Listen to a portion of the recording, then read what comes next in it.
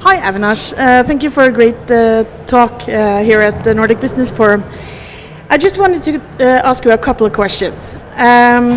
You spoke of machine learning, Yep. and you mentioned that your kid has been great at, awesome at programming, but also that when he graduates, he already might be behind.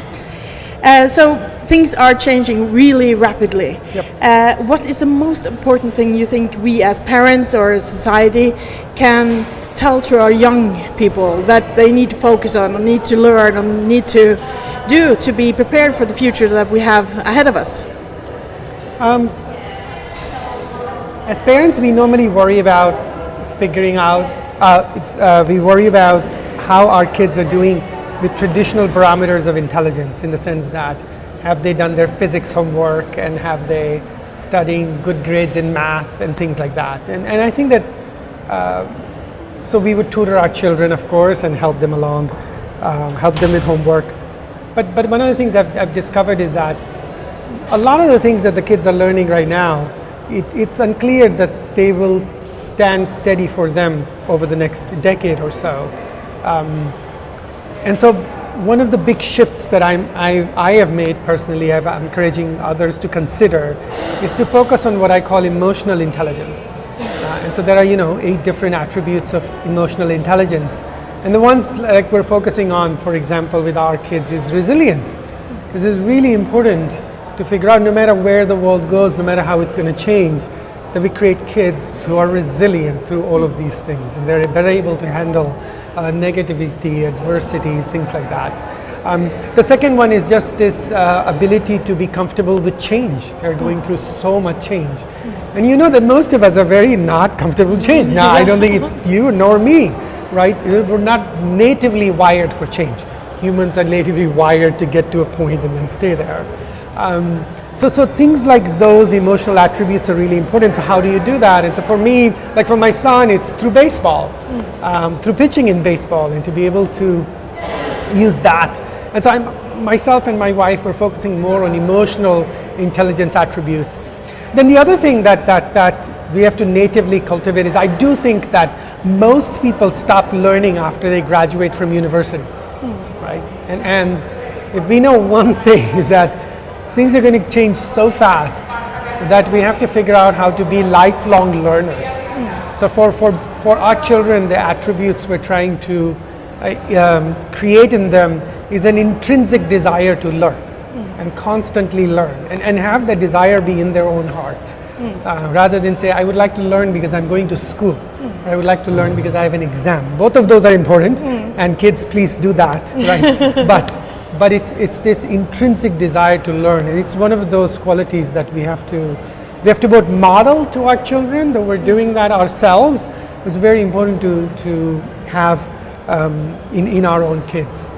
Because as I gave the example, my son even now is learning how to use TensorFlow, and he's building his own machine learning algorithms, and he's only 14. And yet I do believe that by the time he graduates from university in computer science or whatever he does, there will already be AI writing AI. So what will he do? And if he's a constant learner, if he's resilient, then he'll figure out a pathway to continue his career. But if our parents changed their careers once in their lifetime, we changed our career 3 to 4 times, our children will change their careers 30 to 40 times. Yeah. And you have to figure out how to live in a world that can survive that way. Yeah. And I think we can come from a world where we have been ranking kind of educations. Like now this is the hot thing that everyone needs to learn and stuff like that. But I think it's not what you learn, it's that you are actually learning. That doesn't matter. You need to learn how to learn. Yes. Would you agree? No, I agree exactly. That's why you should have this intrinsic motivation. I think the dimension that you're drawing out that is important is that we would always say, oh, I went to university to become a plumber, and now I'm a plumber for the rest of my life. Or I went to a university to do computer programming, or I went to university to become a biologist. The thing that as machines become intelligent, and as we drive more automation, and we drive a much more pervasive existence of intelligence, the opportunity that gets freed for human beings is, as I said, we will tackle novel situations. But it does mean that we can have many different careers in our lifetime, doing completely different things. So it's not that you have to keep learning and becoming a better and better plumber, or a better house painter, or a better biologist. It's just so you could say, you know what, for this phase of my life, I'm going to be a biologist. I'm going to figure out how to do blah, blah, blah things. But then you might discover that, you know what, I would like to figure out how to invent the next kind of travel machine. And you can actually shift to doing that because that opportunity is available to you. This idea of being locked into a career is probably not going to be true even in our lifetime, certainly not for our children. Yeah, I work in social media, and what I see when working for our clients is like the content that get most views, most reach, most engagement is kind of the nerdy stuff. So I see like the time we're in now is like the time of the nerds in a good way. We want to learn more stuff, and we want to develop and see things that we didn't know we actually needed to see. So that could be an interesting future if people dig into and learn more different kind of things that they didn't know they wanted to learn. Yeah, no, I agree. I mean, one of the things is that as there is some legitimate worry that as machines become smarter, software or hardware, machines become smarter, that they will displace humans and our existence will be very poor and we will all die. And perhaps that will happen. I don't know that, right?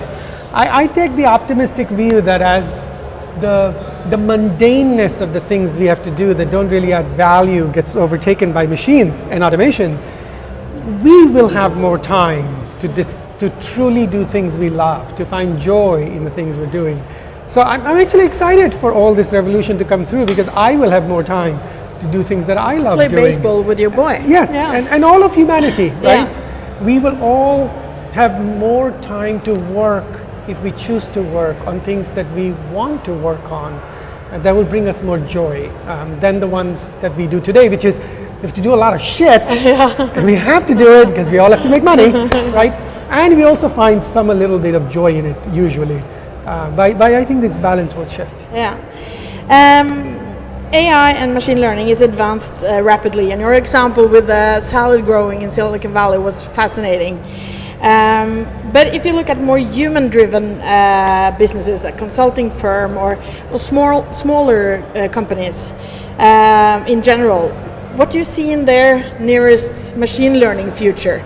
Should a consulting firm with 4 employees do something to be more adaptable or ready to machine learning? I mean, so it is the quality of problem that you're solving that is the lens to look through. So at the moment, consultants solve a lot of low-grade quality problems. It's work they don't enjoy. They work very hard at it. It's just crap work, and they know it is tactical, low-quality work. But they have to do it because somebody has to do it, right? To me, the quality of the work and problems they'll be able to solve will keep ratcheting higher and higher. So at the moment, if you're a consultant and charging $100 an hour, that's what I would call, medium low grade work. Somebody has to do it, and you should do it, and it is good money. Take it. Definitely not begrudging that. But consider if those tactical low grade problems, we have intelligence we can apply to it, so those problems don't need solving by a human. We will deal with what I termed as we will tackle novel situations.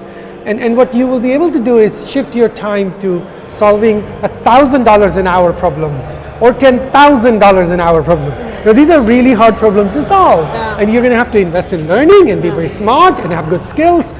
You'll have to have all that. But think of how much more fun it is to solve a $10,000 hour. Your bill to the client is $10,000 an hour. That's the quality of problem you're solving. It's a challenge. It will bring joy to you. It will change the world, right? That's kind of how I think about it. Perfect. Thank you so much for your time. Absolutely. Thank you so much.